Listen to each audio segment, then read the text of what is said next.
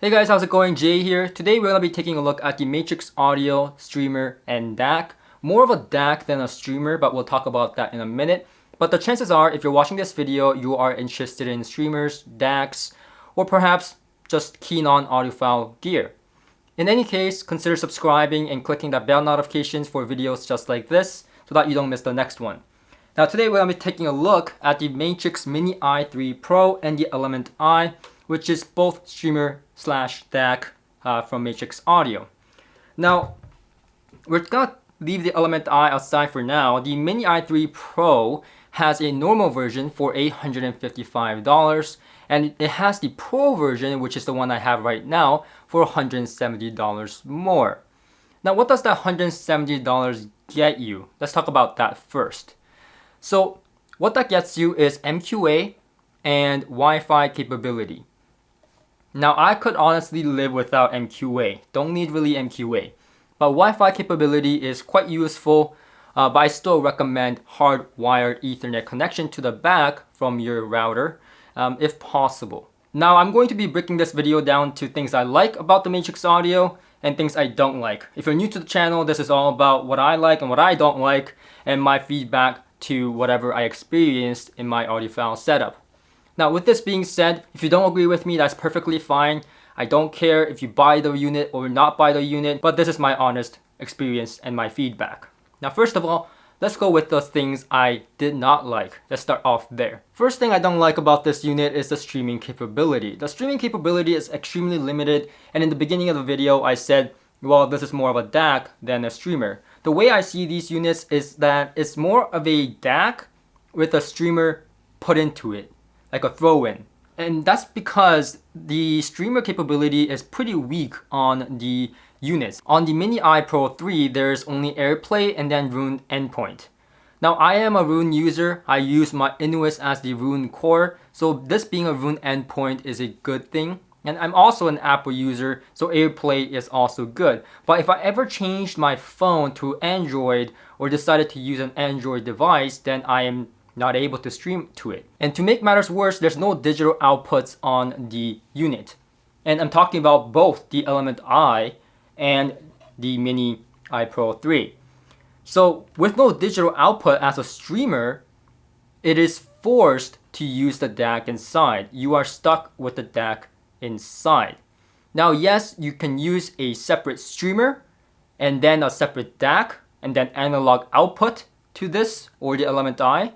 You can choose that upgrade path, sure, but you can't use the streamer inside here to output to a DAC. So in a hi-fi system such as like mine, where I want to upgrade my DAC and not use the DAC inside the Matrix if I don't like it, or I have future upgrades, let's say 1 or 2 years down the line, I want to upgrade, I can't do that. I am stuck with whatever DAC they put inside these units. Well, so what I think the Matrix Audio guys thought was that, well, the people that are going to be using this, they're going to probably use their own source, like a TV, PlayStation, projectors. And you know what? That's fair. Here, look, I have 2 projectors up there. Okay? And mainly when I was using the Matrix Audio, I was using it with the projectors up there, either optical or coax or whatever. And yeah, TVs have optical, usually optical, never coax, because coax is too good, so usually optical. But here's the thing, my Blue Node 2i has optical inputs and outputs. Other streamers have digital inputs and outputs. So why would I not just look for one that has digital inputs and outputs so that I can upgrade my damn DAC later if I really wanted to? At least I have that option. And it's not like the Matrix Audio, at least for me, sounds so damn good that I would just overlook that portion. I'm never gonna upgrade this DAC because it sounds so good. It's not that type of DAC, at least for me. I would rather get something like this, a true all-in-one, by the way, power node.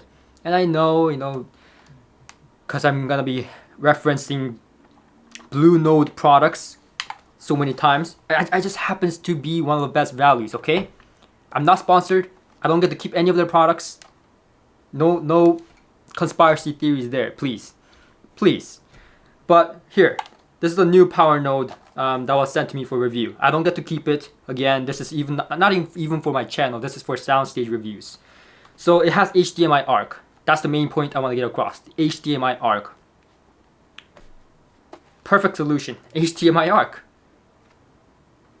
TV, projector, HDMI ARC to the unit. You're good. So why would I go with the Matrix Audio? I keep asking myself this because I want to give an answer, but I personally can't find a reason for me to go with the Matrix Audio. Okay, maybe it sounds better than the SMSL DACs. Well, that's the next thing I don't like. In my humble opinion, I don't think that the value is there for the sound. Now don't get me wrong, the sound can be something that you can appreciate, and there are people out there that love the Matrix Audio sound. It just wasn't for me. And in the things I've heard so far with all the DACs and streamers and so on, the general price point doesn't justify itself for me, meaning that I don't think it's worth over $1,000 for these units. They sound just okay. So let's start off with the basics. How does it sound just okay? First of all, the bass region for the Mini I Pro 3 is, how do I put it? Loose. It's not very tight. Now on the Element I, it is certainly more tighter. However, both of the units don't extend down very low. It's almost like a lower frequency energy is taken away when I put the Matrix Audio stuff into my chain. Now the second thing, mid-range. The mid-range is a little bit pulled back, or rather lean sounding on the Element I. On the Mini I Pro 3, it's rather pulled back, kind of recessed, with a bit of a softness to it, but not the smooth, liquid softness that I usually like. It's more like kind of veiled. And it's not a very engaging sound. It almost sounds boring to me. Now in the upper frequencies, both units are very good at detail retrieval. Both units are very distinct, even more so on the Element I. But however, it's just at times just a little bit too lean, and the overall presentation as a whole makes for a sound that is not musical enough for me. It comes off as I'm listening to notes rather than music. And to me, that is a big downside that I don't like the sound. And look, like I said, if what I said is something that you may like, then that's perfectly fine. It's just not the sound I personally like. Yo Jay, have you tried the filters? Yes, I have tried the filters. Now, the filters are not going to change the overall sound of the Matrix Audio. It's going to change slightly, right? It's going to change slightly. So if you don't like the sound of the Matrix Audio, then the filters are not going to do anything for you. If you like the original sound of the Matrix Audio, right? If you like the sound already, the filters are there to fine-tune the likings even further. But no filter in this world is going to make a DAC, or any unit for that matter, from sounding bad to you and not good to you, to musically engaging, wow, this is the best thing I've ever heard. There's no filters that's going to change that, right? So yes, I have tried the filters. Now the headphone section is better on the Mini I Pro 3. It has balanced 4.4 and a standard, single-ended. However, the sound is again just okay. I would say it's a little bit better value than the streamer and the DAC capability. However, the headphone is powerful yet not engaging and often lean sounding, and depending on the pairing of your headphone, it can come off a little bit aggressive and boring at the same time, which is a very weird combination. But it's almost like kind of reference. So if you like that really reference sound, like if you like the Sennheiser HD800, then this may be it. If you really like that sound and want to keep that sound, this may be it. But for me, it was just not an enjoyable musical experience, just not my sound. Now, one thing that's weird though is when you go to the Element I, which is the upper model, you pay about $125 more, something like that. You actually lose the balanced headphone output capability. So you no longer have the 4.4, but now you have just a single-ended quarter inch. which was odd to me because this is technically their upper model, but yet it's losing features. In terms of sound quality, the Element I headphone output is pretty adequate. I would say slightly even better than the Mini I Pro 3 in the balanced configuration. So as long as it sounds better, right? Now this is something I liked about the Element I. The Element I is able to take on Android by DLNA via MA app. So this means that you can have an Android phone and you can still stream to the Element I. The Mini I Pro 3, you cannot. And the Element I does have capability to take in NAS drives, so you can have a separate drive that has music stored in and you can put it in here. The Mini I Pro 3 cannot even do that. Now back to things I don't like about the Element I. Now, on the Mini I Pro 3, you at least get a analog RCA input. On the Element I, which is the upper model, again, very confusing, yes, I know. You lose that RCA input. So now you don't even get to RCA input into this thing. It's only outputs. And another thing I don't like about both of the units, it has balanced outputs on both of the units, XLR, 3-prong, but it doesn't have balanced inputs. Same thing I faced with Doge Audio, Doge 8 preamplifier. It had balanced outputs but no balanced inputs. A little bit of a bummer. If I want balanced, I want both balanced inputs and outputs. Not sure why companies think that you just want balanced outputs. But anyways, you get balanced outputs, so this means if you have like a powered monitor, then you can use these devices to do that. But personally speaking, I don't see myself getting the Matrix for myself.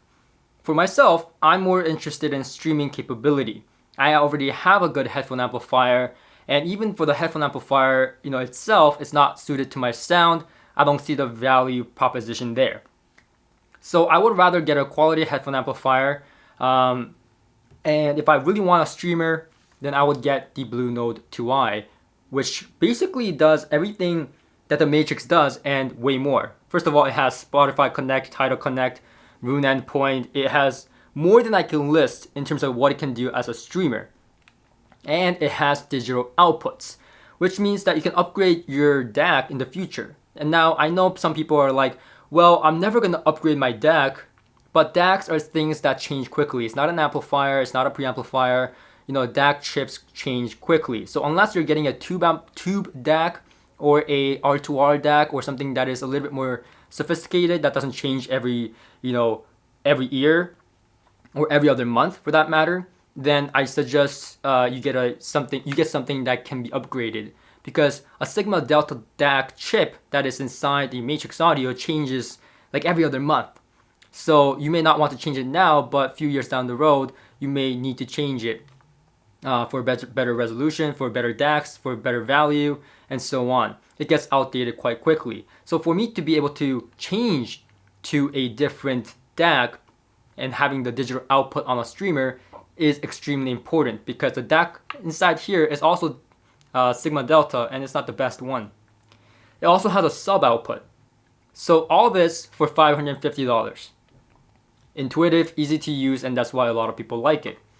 So personally, I would choose the Blue Node 2i over the Matrix Audio, and in fact the Blue Node 2i in its configuration, normal configuration with its own DAC and everything, it just sounds better to me than the Matrix Audio in terms of the overall musicality. The only thing the Matrix Audio has over the Blue Node 2i in terms of sound quality is that it's cleaner in the background. The Blue Node 2i has more grain to the sound, yet it's still more musical. Now, if you want something that is very specific to your streaming needs, you may say, hey, I don't need all the streaming capabilities that the Blue Node 2i provides, because really, I just do AirPlay, or I just do Roon, whatever it is. Then I suggest you take a look at the Pecan Pi. I would personally choose the Pecan Pi because it sounds better than both of the units, the Matrix Audio and the Blue Node 2i. And you can configure it to a specific streaming capability that you need. If you use Roon, then you can set up as Roon. If you use Volumio, then you can set up as Volumio to do AirPlay, DNA, and so on. And it also can be used as a quality headphone amplifier, which quite frankly, I remember it to sound better than the Matrix Audio ones here. Okay, so if you came this far into the video, then you may be asking now, so what the hell do you use, Jay? What do I use? For right now, I'm using the Inuit Zen Mini Mark III, and I have been using it for the longest time. Reason being, it accepts NAS drives. Also, it can be switched between DLNA and Rune Core. So I'm mainly a Rune user. So that's why, just because I use it doesn't mean you should use it. I use it because it's a Rune Core. It sounds good, it sounds decent. I can use a separate DAC. It has a DAC built inside, but it has digital outputs, which means I can test multiple DACs that come in here. And most importantly, like I said, it's a Rune Core, just like the Rune Nucleus, but at the fraction of the price. That's why I use it, because it works as a Rune Core. That's the main reason. A lot of the units out there, like the Matrix, Blue Note 2i, so on, all Rune endpoints, not Rune Core, right? Usually the computer is the Rune Core. Here, everything is here for me. Rune Core is here for me. I don't have to run upstairs and turn on my Rune Core and stuff like that. And if you're asking, does it sound better than the Blue Note 2i, the Matrix Audio, the Pecan Pi, then my answer is yes, and that's partially why it costs more. And if you're looking at above $1,000, that's the performance I expect, the performance envelope I expect with a lot more features. My gripe, I have gripes with the Inuit, don't get me wrong, but at least it has features I need. Now, anyways, with digital outputs. Anyways, thank you for watching, and I'll see you guys on the next one. Make sure to like the video if this video was helpful to you. Peace.